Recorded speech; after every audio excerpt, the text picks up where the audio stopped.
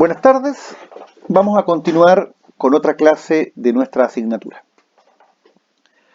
Nosotros hemos ido transitando ya por varias ideas. Dijimos, mire, persona es todo individuo de la especie humana, cualquiera sea su edad, sexo, raza, condición, orientación política, sexual, económica, valórica. Dijimos que todas las personas, por el hecho de ser tal, tienen dignidad y que la dignidad es la piedra angular para todo lo que dice relación con los derechos fundamentales de la persona humana. Sostuvimos que los seres humanos son seres asociativos y que la sociedad primaria de los seres humanos es la familia y que la sociedad más desarrollada es el Estado a nivel interno. Pero ya tenemos claro que la globalización trae consigo que haya sido necesario considerar hoy en día esta idea de las organizaciones supranacionales, los organismos supranacionales. Indicamos además en clases anteriores que para que se pueda desarrollar adecuadamente esta idea de la asociatividad, los grupos intermedios y el Estado, es fundamental tener un sistema que de alguna manera sea capaz de regular la convivencia armónica entre los individuos, incluyendo al Estado, cuando obra como ente privado. Y esa respuesta no es otra que el derecho. El derecho entonces es una construcción cuya orientación final es la búsqueda de la paz social, a través de la resolución de los conflictos interpersonales y la posibilidad de poder en forma coactiva imponer su decisión. Es decir, ¿y a través de qué? A través de la jurisdicción, a través de los tribunales establecidos previamente por una ley, y todo ello ajustado a un justo y racional procedimiento, el llamado debido proceso. Vimos que el derecho objetivo, el derecho legislado, el ordenamiento jurídico, las leyes, los códigos, admiten dos grandes áreas en el tema interno, el derecho público y el derecho privado. Y aledaño a este derecho público y privado está todo lo que es el derecho internacional. Derecho internacional público, derecho internacional privado, derecho penal internacional, derecho internacional de los derechos humanos y derecho internacional humanitario. O sea, no cabe la menor duda que hoy en día la globalización no es solo en las comunicaciones, sino que además en la conflictividad y en la forma como debemos absorber la conflictividad. Hoy ya no somos ciudadanos de la ciudad, no somos ciudadanos de Chillán, somos ciudadanos del mundo. Y el ser ciudadanos del mundo nos obliga claramente a saber que existe una legislación interna y una legislación internacional. Pero piensen por un momento si ustedes mañana, a través de alguna de estas plataformas de compraventa online internacional, Amazon, por ejemplo, imagínense ustedes que ustedes realizan la transferencia, realizan el pago y el producto nunca llega. ¿Cómo vamos a abordar el conflicto? Piensen, algo tan simple. Un comprador insatisfecho. ¿Tendremos que viajar a las oficinas centrales de Amazon para discutir la no entrega del producto? Lo más probable que haya un tribunal de corte internacional llamado a resolver esa problemática. Entonces, por lo tanto, hoy en día tenemos que ser capaces de asumir que nuestra construcción de un nuevo modelo institucional no solo debe satisfacer el orden interno, sino que debe estar en sintonía o en claridad hacia el orden externo, porque el orden externo es el que nos está mirando hoy en día. Hoy en día somos un país exportador, somos un país importador. O sea, nosotros comercializamos bienes y prestamos servicios, y al mismo tiempo ingresan bienes y servicios de otros lados. Entonces necesitamos evidentemente tener un sano derecho nacional, pero además un sano derecho internacional. ¿Por qué? Porque los inversionistas, cuando deciden invertir en un país, toman en cuenta, entre otros, los siguientes factores. Tributación. ¿Cómo es el sistema tributario en el país donde yo pretendo invertir? 2. ¿Cómo es el sistema laboral en el país donde yo pretendo invertir? 3. ¿Cómo es el sistema de organización societaria en el país donde yo quiero invertir? Y para eso entonces, si nosotros mañana queremos construir una nueva sociedad o transitar a una sociedad más humana, más integradora, es indudable que vamos a necesitar para proporcionarle a quienes no están en condiciones de asumir ello, mejores condiciones de vida, vamos a necesitar claramente del trabajo interno, pero también vamos a necesitar de la inversión extranjera. Y para eso tenemos que ser súper claros en la nueva Carta Fundamental en establecer reglas tributarias, laborales, comerciales, que den certeza y garantía a los inversionistas para que puedan traer sus recursos a Chile y estos recursos no se los lleven a Perú, no se los lleven a Argentina.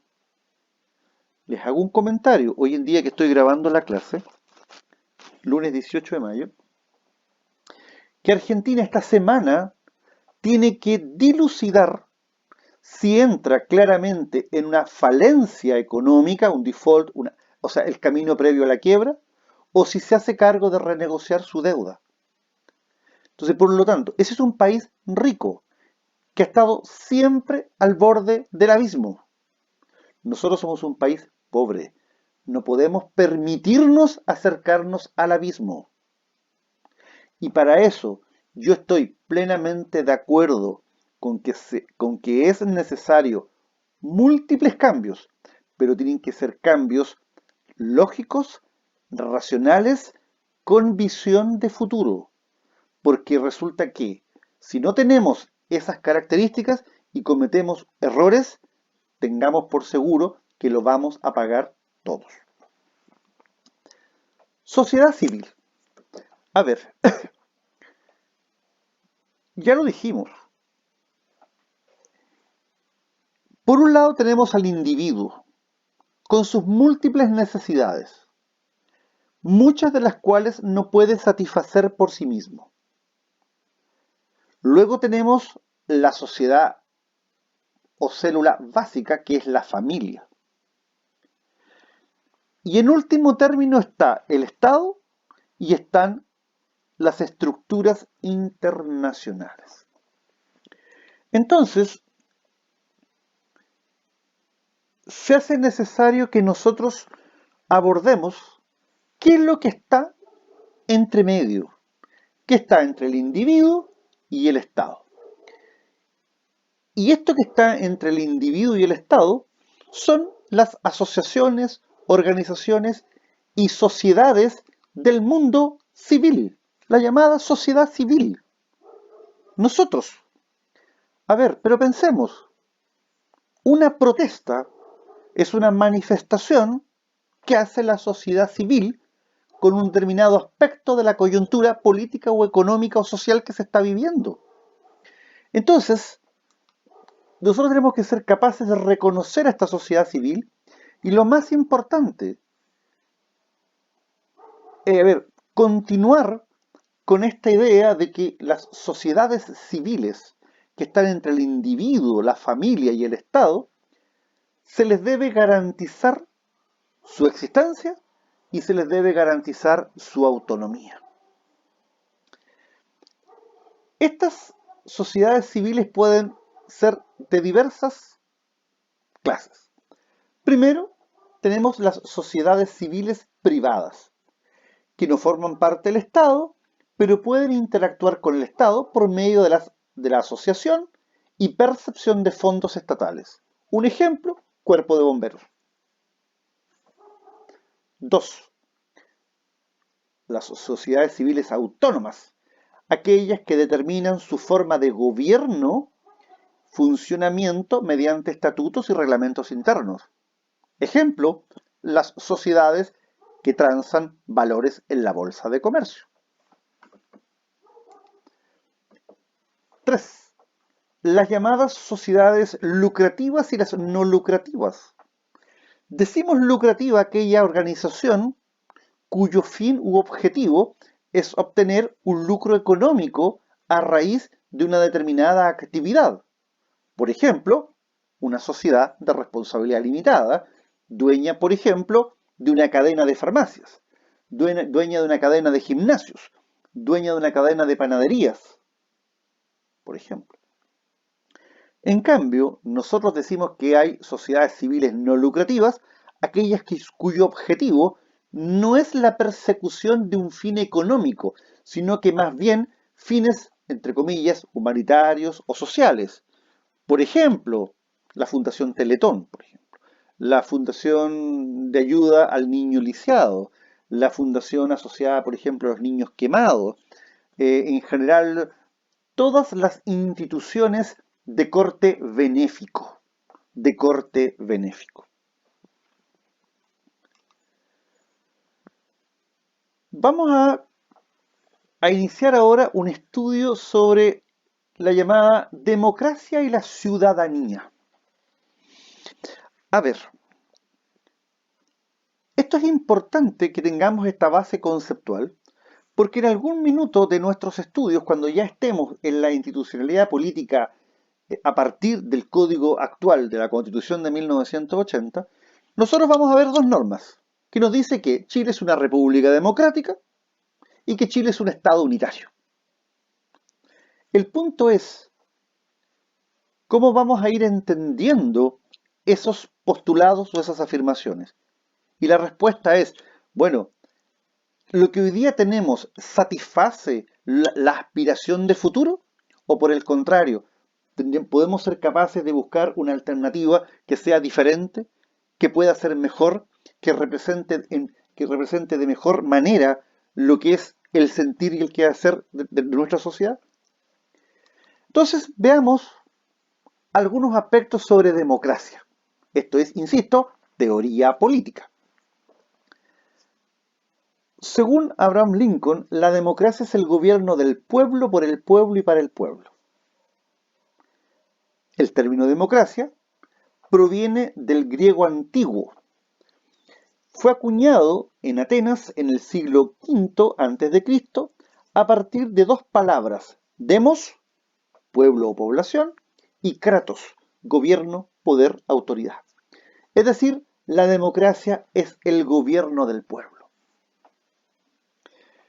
Hoy entendemos que la democracia es un régimen político donde la titularidad del poder la ejerce el pueblo a través de mecanismos institucionales.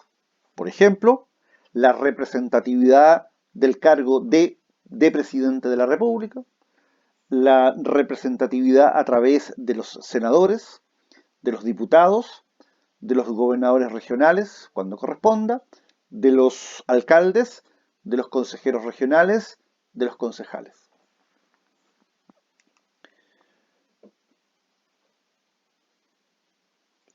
La democracia en sí no solamente la vamos a asociar a la estructura que en un momento determinado se dota un Estado, sino que principalmente al régimen político imperante en ese Estado.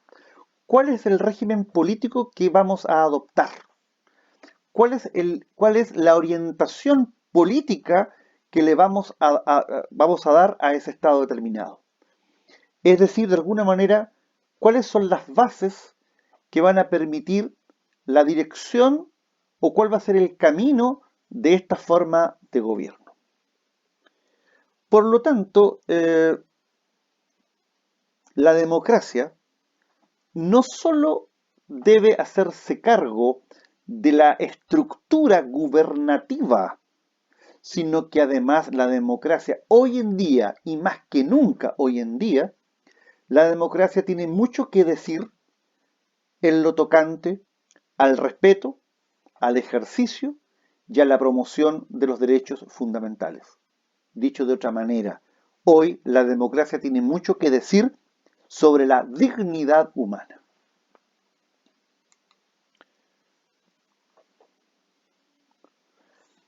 Ahora bien, ¿cómo se va concretando la democracia? La democracia se concreta a través de múltiples manifestaciones. Algunas de ellas solamente. Elecciones periódicas. Elecciones auténticas. Sufragio universal. Voto secreto. Etcétera, etcétera, etcétera. Alternancia en el poder. Temporalidad de la función pública. Probidad en el gasto público.